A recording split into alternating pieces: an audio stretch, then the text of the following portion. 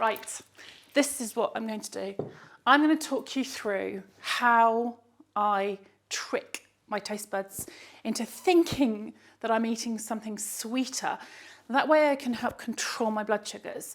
And I'm going to do it with a product that is, well, beautiful. And I'm going to connect you to the farmer that grows this incredible vanilla. I have a really long history with Uganda and vanilla, and this particular product that I'm using today has been grown in a small garden by his wife. We've directly traded it, meaning it's a cash crop.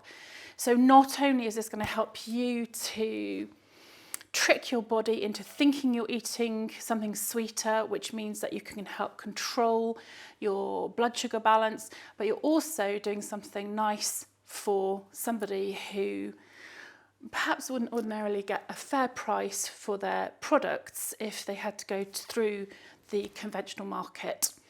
So without further ado, the Balm Protocol number 7 is about reducing your refined sugars.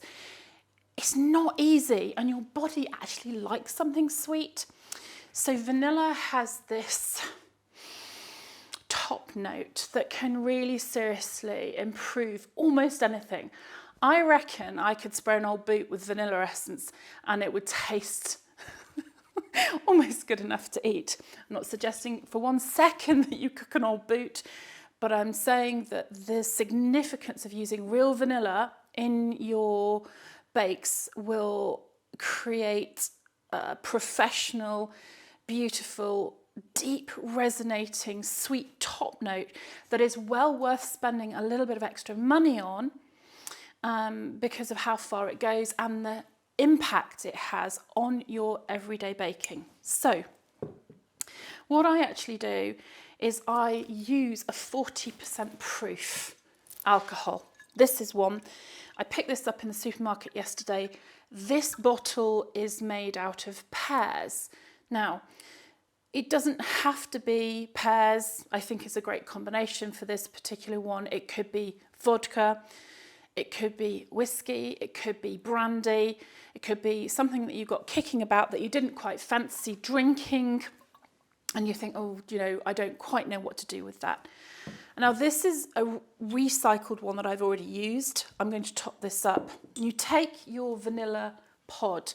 Now these are my pods. I pop them in this storage jar to keep them really not too close together or they can go mouldy, okay? And I'm just going to pop them into the jar, no, the bottle, even here. Now, obviously the more you put in here, the more flavoursome it will be. But I'm also going to give you a few little tips if you are pushed for money. You can pop in some cardamom pods, you could put in some star anise, you could put in a little bit of coriander seed, sometimes even a little piece of fresh ginger in there, or a twirl of cinnamon. Make sure they're fresh if you're raiding your herb cupboard. What you don't want is old musty herbs or spices. You want something that's fresh and that is popping. And that will extend your vanilla essence. It will give you more complex flavours. It also, I guess, fits with having that diversity in your everyday. So you don't have to stick exactly to vanilla. You can if you want. You can play with it. I also sometimes, one of my favourite things to do is just tumble a few cocoa nibs in there, and I make a very similar one with cocoa nibs and vanilla. It is outrageously good to finish your chocolate cake with. Now I've put the funnel in here and I'm literally just glugging this in. The higher the alcohol content, the better this is. What you can do at this point is you can add a little bit of sugar. Now, I personally use a coconut sugar. That's this sugar here. You don't have to use sugar, of course you don't. A tiny little bit of sugar will actually sweeten it very naturally. I wouldn't use more, than just a teaspoon, but be aware of the fact that that can actually make it a little bit on the sticky side. So again, it's completely optional. And,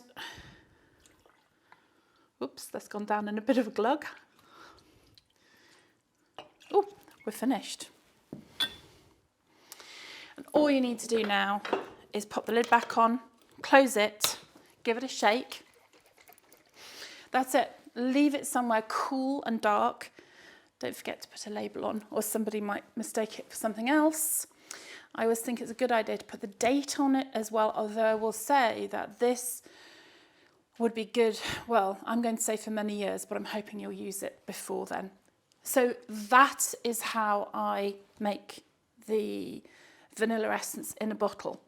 They make great Christmas gifts, and to be honest, a bottle like this, well, it becomes priceless after a while, treasure that you will enjoy using.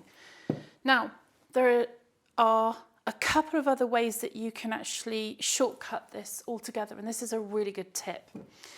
I actually get a spray bottle like this. Make sure you've got one with a good mechanism, because the mechanisms often break. And what I do, similarly to the bottle there, which can be tipped in, if I can open it, oh yeah, we're okay, is actually stuff this, oh my God, that smells so good. Stuff this full of vanilla pods. And I'm just going to top this up. So I'm going to see if I can cram another one in there, okay? And in exactly the same way, I will take this alcohol and pour that in.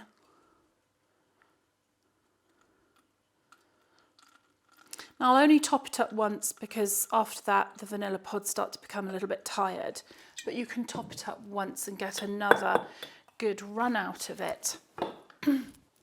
Now, vanilla is actually said to be one of humankind's favourite smells. And it's complex. In fact, there are over 300 different aromatics that come from real vanilla. Now, this is one of my top tricks.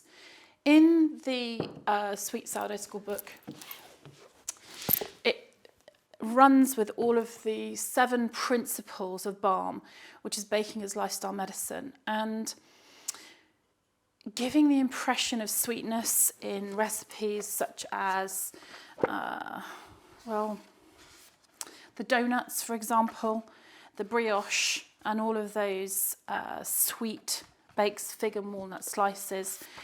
And the pastries is actually quite interesting when you use sourdough, because the sugar has actually been consumed by all the microbes. So what you're actually left with is a kind of back note, basey sourness, although there is some sugar there. The sourdough sweet bakes are much gentler and much more moderate on your blood sugar, while still giving you an incredible treat. So what I do, and it doesn't even just have to be only on sourdough cakes and bakes, you could do this on anything that you bake, any cake, anything sweet, or even, you know, a little bit of cream over the top of a meringue, or a trifle, anything if you like. And I haven't tried this today, so I don't know what setting I've got it on. Oh, we're all right, it shouldn't be too bad. And I spray the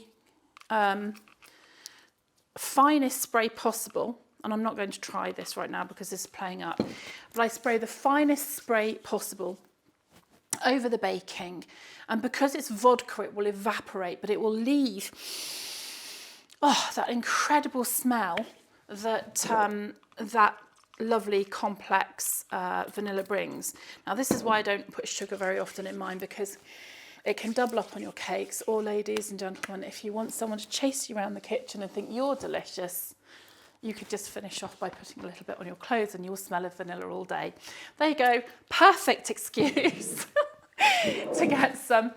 If we've got some in stock, don't dilly-dally, because it really is genuinely from Kato's garden, from his wife's vanilla. And we're hoping to get some more in stock from Lulu, but that's still to come. Lulu is the most incredible woman who set up the Ndali vanilla farm in Uganda. If you see that too, again, it's very difficult to get hold of really good vanilla right now. It's extremely expensive, and being able to pay the farmer directly is very much a barn protocol. It's about those connections. And I know his family, and I know his children, and his daughter, who I saw through school. They're a lovely family. And last but not least, I'm just going to show you this. The vanilla will come vacuum sealed. If you're not going to use it immediately, do not be tempted to take it out of the vacuum seal. Keep it in here. I know none of us really like plastic. I get that. It's not the perfect scenario, but what it will do is it will keep it fresh. It will stop it from turning mouldy. And then the final little piece of advice that I would give to you is this. If you see something that looks like iridescent threads, almost like spider's webs on it, don't think it's gone mouldy. It's quite the opposite. It means that the vanillin crystals have erupted and come out of the vanilla. It's a sign of incredible quality. That's not something to be afraid of. If it smells mouldy, and it can happen if it gets, too humid and it's kept in the wrong condition, and it's got yellowiness on and it smells like an old piece of mouldy bread, trust your senses. Should smell sweet and delicious. Trust that bad smell of mould and that yellow covering is a no. So I've never seen this happen on a package ever. I have seen it when I personally have failed to keep my vanilla as I should. You learn that lesson once, because it's not something that you take for granted. Enjoy using it, and do drop me a line and let me know how you get on with the making the vanilla essence. There are many other ways to use this. I hope you've enjoyed the video.